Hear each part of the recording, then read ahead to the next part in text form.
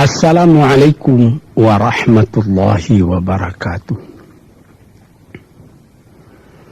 Tuan-tuan, saudara-saudara, ibu-ibu dan bapak-bapak yang sudi mendengarkan keterangan agama yang saya berikan di dalam kaset ini. Moga-moga Tuhan melimpahkan, mengurniakan rahmat dan nikmat-Nya kepada kita semuanya. Saya akan membicarakan suatu ayat yang bertemu di dalam surat Al-Baqarah. Bunyinya, Allahu waliyul ladzina amanu yukhrijuhum minadh dhulumati ilan nur walladzina kafaru awliya'uhumut taghut yukhrijunahum minan nuri ila dhulumat. Artinya, Allah adalah menjadi pemimpin bagi orang-orang yang beriman, orang yang mempunyai kepercayaan yang teguh. Dan Allah, apabila orang itu telah betul-betul menganggap Allah menjadi pemimpinnya, Allah pun menjamin mengeluarkannya daripada gelap gulita kepada terang benderang. Gelap gulita kebodohan kepada kecerdasan. Gelap gulita kehidupan tak tentu arah kepada tujuan yang sejati. Sebaliknya, orang yang kafir yang tidak percaya kepada Allah, maka sebaliknya yang terjadi, daripada terang benderang, dia akan dipimpin oleh taghut, oleh kekuasaan-kekuasaan yang bukan bersandar kepada Allah. Yang demikianlah yang akan mengeluarkannya daripada terang benderang kembali ke dalam gelap gulita. Oleh sebab itu, rohani manusia itu adalah melalui di antara gelap dan terang kehidupan itu, di antara terang dan gelap kehidupan. Kalau sekiranya jasmani kita, kalau sekiranya badan kita yang lahir ini diberi cahaya oleh matahari yang terbit di waktu pagi, yang terbenam di waktu sore, rohani kita pun diberi juga terang oleh suatu yang lebih terang dari matahari, yaitu petunjuk dan hidayat Tuhan. Di dalam Al-Quran, Tuhan memberikan bujukan, memberikan jiwa besar kepada orang-orang yang beriman itu.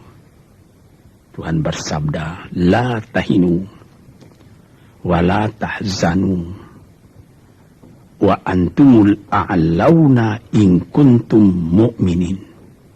Engkau ini adalah orang yang tinggi kalau engkau tetap memegang kepercayaan kepada Allah Subhanahu wa ta'ala.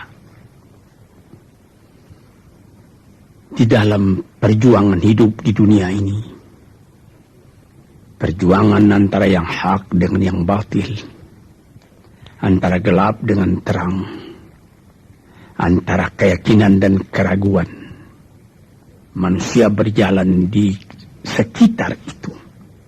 Di kiri dan di kanan kita berjumpalah gelap dan terang itu. Maka diberilah pedoman manusia tadi. Apa pedoman?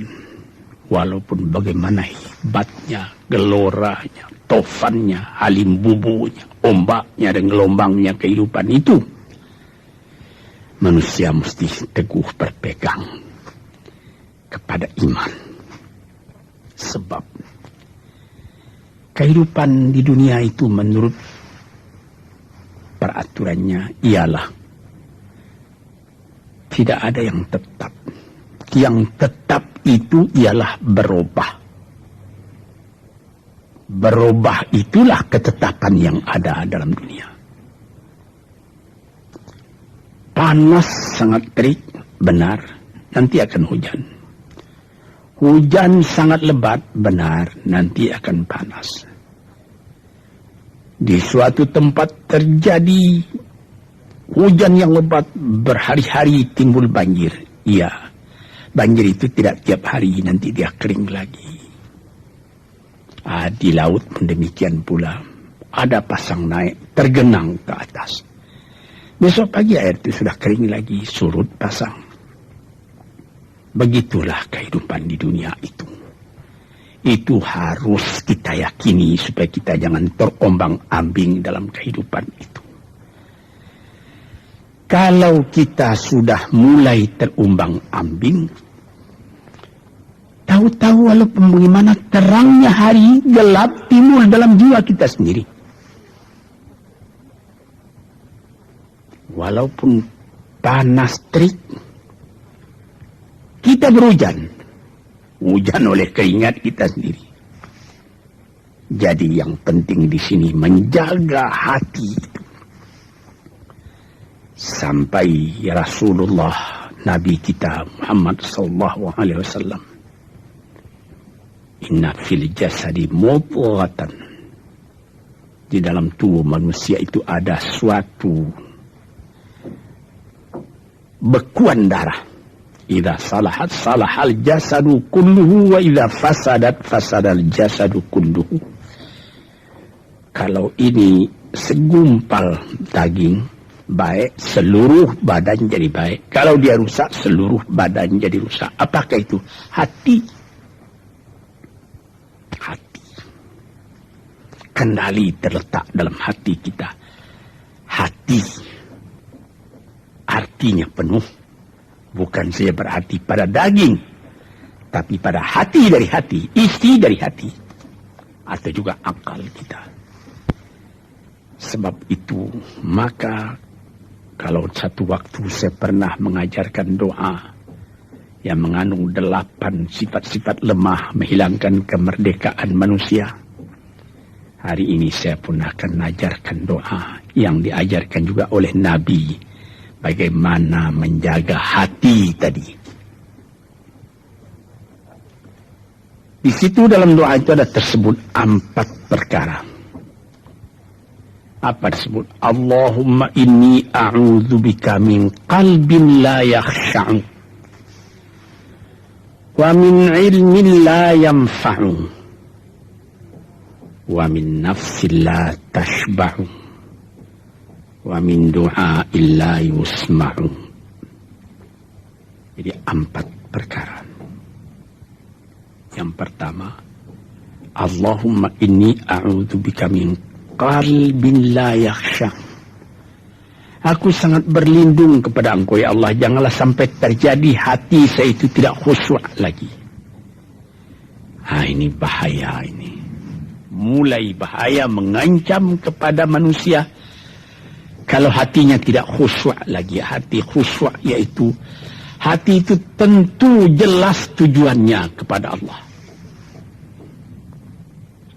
Allah menjadi pegangannya. Allah menjadi bentengnya. Allah menjadi ingatannya. Allah menjadi tujuannya. Dan kepada Allah dia kalau sembahyang menghadapkan diri, menghadapkan hati, maka permohonan kita yang pertama kepada Tuhan, ya Tuhanku, janganlah sampai hati saya ini tidak khusyuk lagi. Sebagai orang Islam, kita sembahyang 5 waktu. Di dalam Al-Quran dikatakan sembahyang itu ialah khusyuk, terpadu ingatan kepada Tuhan. Tapi kalau kita sudah, hati itu sudah mulai ditumbuhi penyakit, walaupun sembahyang, mulai sejak Allahu Akbar, pikiran sudah menjalar kepada yang lain. Piutang belum menerima, utang belum terbayar, makanan belum masak, macam-macam lah yang teringat. Padahal kita dalam sembahyang. Ini apa arti sembahyang tadi lagi? Ini sudah mulai berbahaya ini. Banyak orang yang tidak meninggalkan sembahyang, tapi tidak ada bekas dari sembahyang itu kepada kehidupannya. Di dalam sembahyang kita baca, inna salati wa nusuki wa mahyaya wa mamati lillahi rabbil alamin. Sesungguhnya sembahyangku dan ibadatku dan hidupku dan matiku sama sekali terserah kepada Allah. Ini dirasakan dalam hati, bukan cuma disebut di dalam mulut. Sebagaimana dikatakan, bukan jadi lip and service sebagai seput tangan penggosok-gosok mulut, bukan begitu. Yang dari hati. Kalau sudah dari hati yang khusyuk, ini berbekas kepada kehidupan. Aku tak takut menghadapi segala keadaan dalam hidup, sebab hatiku bertali dengan Tuhan. Dari Tuhan aku datang, kepada Tuhan aku akan kembali. Ini namanya hati yang khusyuk. Tapi kalau sekiranya bacaan tetap fasih, tapi tidak ada lagi dari hati, melainkan rutin saja. Mayang 5 waktu sehari semalam, tapi tidak merubah kepada perangai, tandanya sembahyang tadi tidak khusyuk. Ini yang pertama kita minta kepada Tuhan. Janganlah sampai kita mempunyai hati yang tidak khusyuk, hati yang tidak teringat kepada Allah. Kalau hati tidak ingat lagi kepada Allah, maka segala pekerjaan yang terlarang sudah ringan saja kita mengerjakan. Menipu, berdusta, membujuk orang lain mengerjakan perbuatan yang salah, mencela, memaki, itu karena tidak ingat kepada Allah, cuma ingat kepada diri sendiri saja. Ini yang pertama. Yang kedua dikatakan, wa min ilmin la yanfa'. Dan aku berlindung kepada Engkau ya Allah daripada ilmu yang tidak memberi manfaat. Padahal disebutkan oleh ahli-ahli, ilmu yang memberi manfaat itu membawa manusia kepada iman. Al-ilmu yad'u ilal iman. Ilmu itu membawa manusia kepada iman. Sekarang sudah ilmu banyak, tapi tidak membawa kepada iman, melainkan membawa kepada celaka. Sudah maju kepandaian orang, ilmu, pengetahuan orang, teknologi orang, sains orang, knowledge orang, dan segala macamnya. Tapi tidak ada manfaatnya kepada manusia. Cuma bahaya karena ilmu tadi yang datang kepada manusia. Sebagaimana ilmu manusia di abad ke-20 yang sangat penting, yaitu tentang tenaga atom. Maka timbullah bom atom, bom hidrogen, nuklir. Sehingga manusia diancam sekarang ini oleh bahaya atom itu di mana-mana. Apabila kita lihat di televisi bagaimana mengadakan demonstrasi di Australia, di Jerman Barat, di tempat-tempat yang lain, melihat bagaimana bahaya atom itu kalau terjadi perang dunia yang ketiga. Ya Rabbi ya Karim, bom atom yang jatuh di Hiroshima itu belum ada artinya dibandingkan dengan bom yang sekarang, yang sedang disimpan oleh kerajaan-kerajaan, oleh negara-negara besar untuk menghancurkan. Ini ilmu ini.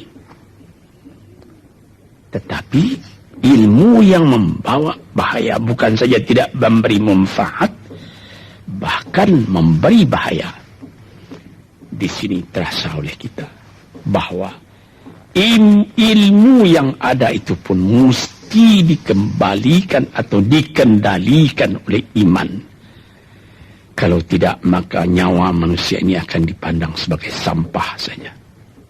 Dijatuhkan satu bom hidrogen ke dalam kota Jakarta ini, na'udzubillahi min dzalik. Umpamanya dimasukkan ke kota Jakarta ini satu bom hidrogen saja, itu sudah habis penduduk Jakarta yang lebih dari 5 juta ini. La haula wala quwata illa billah. Ini minta kepada Tuhan, ya Allah, majulah ilmu manusia, majulah teknologi manusia, tetapi jangan hendaknya kemajuan itu membawa kepada bahaya. Jangan ilmu pengetahuan itu membawa kepada yang tidak memberi manfaat. Ini doa yang kedua kepada Allah, Tuhan sarwa sekalian alam. Yang ketiga disebut lagi, wa min nafsin la tashba'u, dan aku berlindung kepada Allah daripada nafsu, daripada diri, daripada ego, daripada tiap-tiap masing-masing diri ini yang tidak merasa kenyang. Ini juga bahaya besar. Inilah yang menimbulkan penjajahan di dunia. Inilah yang menimbulkan, disebut dalam bahasa Arab, al-ghazwul fikri. Penjajahan. Sesudah Perang Dunia Kedua sudah banyak negeri-negeri yang merdeka. Tetapi sekarang timbul lagi penjajahan baru. Apa? Penjajahan fikiran. Sehingga bangsa yang merdeka tadi tidak merdeka lagi fikirannya. Dia merdeka di dalam meniru kepada bangsa yang lebih kuat. Itu namanya terjajah juga. Jadi tuan-tuan yang terhormat, apa pangkalnya ini? Daripada nafsu serakah manusia. Nafsu serakah manusia sebagaimana tersebut di dalam hadis. Lau kana libni adama wadiyani min dhahabin labtagha thalithan. Wa ma yamla'u jawf ibni adama illa turab. Kalau manusia itu mendapat suatu lembah yang penuh dengan kekayaan emas, suatu lembah, dia ingin supaya mendapat satu lembah lagi yang penuh juga dengan emas. Dapat 2 lembah, dia minta 3 lembah lagi yang penuh dengan iman. Nafsu manusia tidak pernah kenyang. Padahal akhirnya kalau dia sudah menutup mata, tidak ada yang akan memenuhi perutnya melainkan tanah. Teringat akan cerita yang disampaikan oleh Graf Leo Tolstoy, pujangga Rusia yang terkenal, bahwa orang yang tidak mempunyai nafsu yang kenyang itu, pada suatu hari katanya, ada satu orang kaya mempunyai tanah yang luas.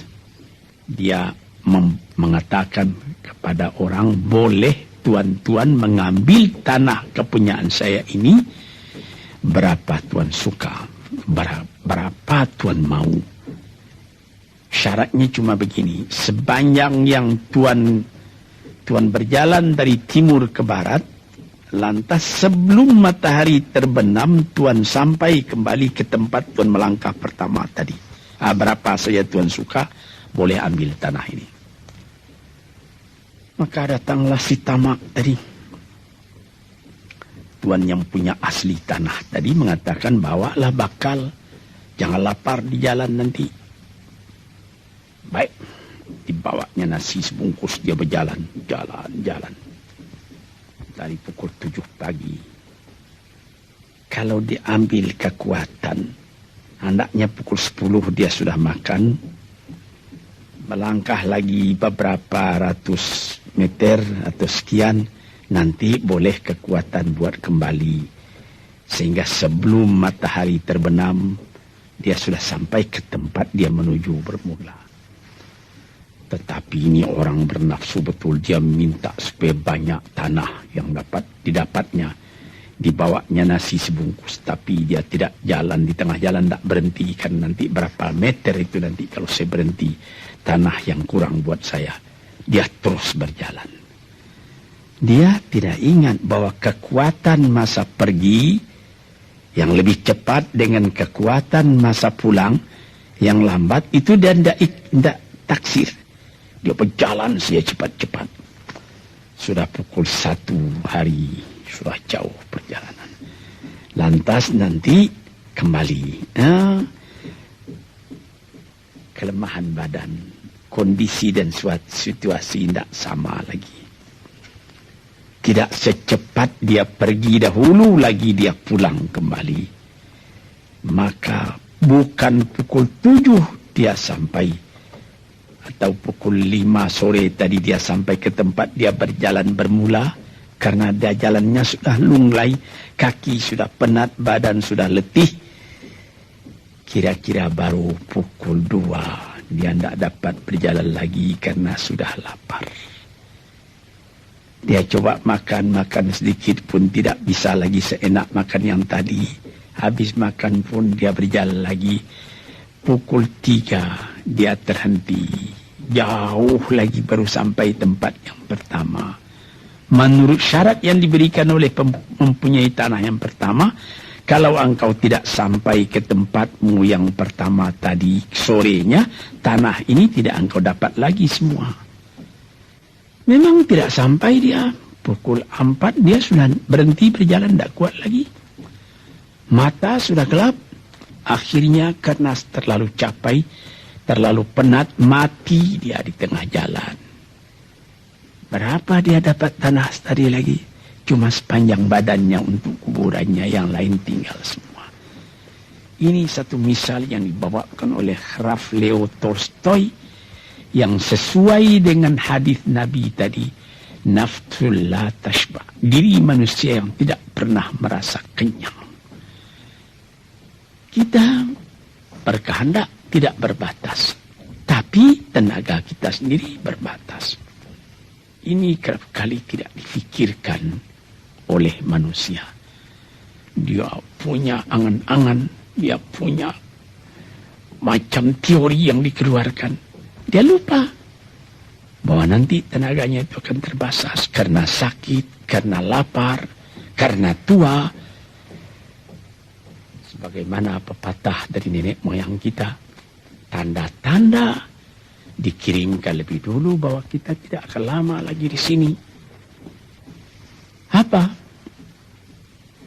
Rambut, gigi, mata sudah mulai kabur. Uban sudah mulai bertabur. Gigi sudah mulai gugur. Kulit sudah mulai kendur. Kalau mata sudah kabur, uban sudah bertabur, gigi sudah gugur, kulit sudah kendur, sudah 4 perkara. Yang kelima ialah pintu kubur. Nah, ini kerap kali manusia lupa yang demikian. Sebab itu dikatakan, ya Tuhanku, janganlah sampai aku ditumbuhi oleh penyakit nafsu yang tidak mau kenyang-kenyang itu. Nah ini, kemudian itu timbul lagi doa yang keempat. Disebutkan di situ, wa min du'a illa yusma'. Ini lebih berbahaya lagi. Ini sudah puncak dari bahaya. Apa artinya? Dan aku berlindung kepada Engkau ya Allah, daripada doa yang tidak didengar lagi. La ilaha illallah. Mendoa ya Allah, kasih aku ini, kasih aku kesempatan, tapi tidak didengar lagi. Tuan-tuan, para pendengar kasetku yang tercinta, ada tersebut dalam hadis Nabi, wa malbasuhu haramun, wa mashrabuhu haramun, wa ghudhiya bil haram. Ya Rabb, fa'anna yustajabulah. Ash'asa aghbara. Badan sudah penuh dengan kotoran, penuh debu. Yang mudu ilaihi ila sama, menadahkan tangan keduanya ke langit. Ya Rabbu, ya Rabbu, ya Tuhanku, tolong aku, ya Allah, bela aku. Padahal yang dimakan haram, yang diminum haram, dibesarkan dengan yang haram. Fana yustajabulah. Dengan jalan apa Allah Ta'ala akan mengabulkan doa itu? Badan kotor menghadap kepada yang bersih, meminta diberi kebersihan. Bagaimana caranya? Tuan-tuan yang terhormat, pernah dalam Quran Tuhan mengatakan, la yanzuru ilaihi wa la yukallimuhum Allah wa la yanzuru ilaihi. Allah tak mau mengajak dia bercakap dan Allah tidak memandang kepada dia. Saya sendiri dengan segala kerendahan hati mengatakan bagaimana beratnya kita bertemu dengan seorang orang besar. Lalu dia mengulurkan tangan kepada kita. Tapi mata kita tidak dilihatnya. Sengsara rasanya. Bagaimana dengan Tuhan kalau Tuhan tak mau melihat kita? Nah, sebab itu para pembaca, pendengar kaset yang tercinta, berdoalah kepada Tuhan supaya hati kita selalu terbuka. Jangan sampai kita mempunyai hati yang tidak khusyuk, ilmu yang tidak memberi manfaat, jiwa yang tidak pernah kenyang, dan doa yang tidak didengar. Ya Allah, dengarkan doa kami dan tunjukkan kepada kami jalan yang benar dan beri kami terang dalam kehidupan ini. Yang keempat ialah wa min du'a illa yusma'. Dan aku berlindung kepada Engkau ya Allah, jangan sampai doaku tidak terdengar, tidak didengar oleh Tuhan. Sebagaimana kita tahu, doa itu adalah mukhul ibadah, tulang sumsum daripada ibadat kita sendiri kepada Tuhan. Segala perbuatan kita patrikan dengan doa, dengan harapan mudah-mudahan diizinkan oleh Allah. Disampaikan maksud kita, macam-macam yang kita minta kepada Tuhan. Tapi kalau doa itu sudah tak diperdulikan lagi oleh Tuhan, apa celaka kita, apa daya kita, apa upaya kita? Di sini kita melihat apa sebab maka doa tidak didengar oleh Tuhan, tidak diperkenankan oleh Tuhan.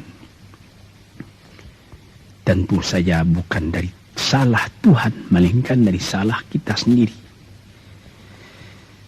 Di dalam Al-Quran dikatakan, Iyyaka na'budu wa iyyaka nasta'in. Al-Fatihah tersebut, kepada Engkaulah kami menyembah, ya Allah, dan kepada Engkau kami minta tolong. Tapi dengan tidak sadar, kerap kali kita berbuat terbalik. Iyyaka nasta'in wa iyyaka na'budu, kepada Engkau kami minta tolong, lalu kepada Engkau kami menyembah. Minta tolong dulu baru menyembah. Minta tolong banyak-banyak tapi terima kasih tidak ada. Tentu saja tidak didengar oleh Tuhan. Di dalam satu hadis tersebut, Asy'atha ar-rabbara yamuddu yadayhi ila as-sama'i ya Rabbu ya Rabbu, wa mat'amuhu haramun wa mashrabuhu haramun wa malbasuhu haramun wa ghudhiya bil haram fa anna yustajabulah. Badan sudah kotor, sudah berkerunyut, kesusahan, kegelisahan kehidupan terbayang kepada tubuh sendiri. Lalu menadahkan tangan ke langit meminta kepada Allah, ya Tuhanku, ya Tuhanku. Bagaimana Tuhan bisa mengabulkan? Dengan pikiran yang kotor engkau menghadap kepada Tuhan. Kalau tidak terkabul, jangan Tuhan yang disalahi. Hatimu sendirilah salahi. Apa yang kau perbuat dalam kehidupan ini? Di mana terdesak engkau ingat kepada Tuhan. Di zaman kesenangan engkau lupakan Tuhan.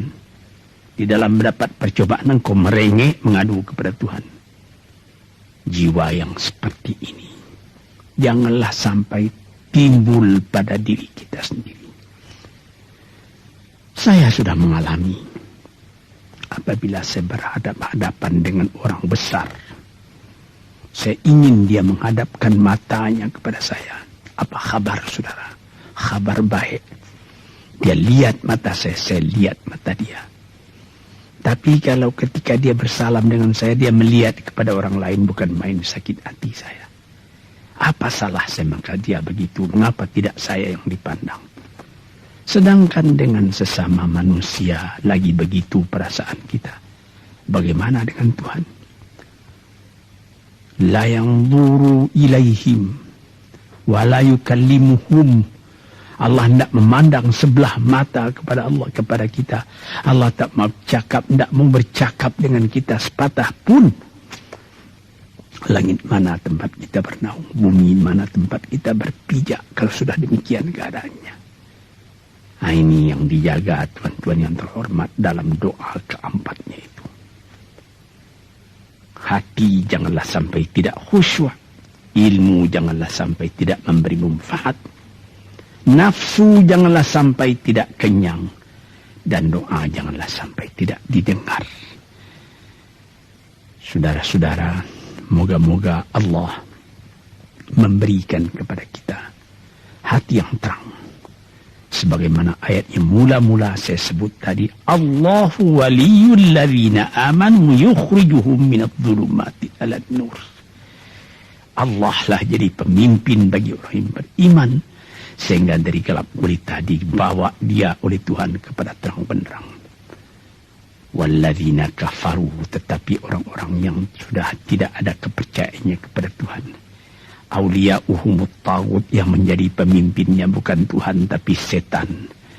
Dia akan membawa orang itu daripada terang benderang ke dalam gelap gulita. Kita jadi meraba-raba dalam gelap kehidupan. Dalam meraba-raba itu masih ragu entah kemana akan pergi. Maut pun datang. Gelap selalu. Di dunia gelap, di akhirat pun gelap. Na'udzubillahi min dzalik. Hadirin yang terhormat, para peminat kaset ini, moga-moga semuanya ini menjadi kenang-kenangan kepada Tuhan di dalam perjalanan yang jauh, di dalam keistirahatan hidup, sehingga mendapat ketetapan hati dan tumakninah. Assalamualaikum warahmatullahi wabarakatuh.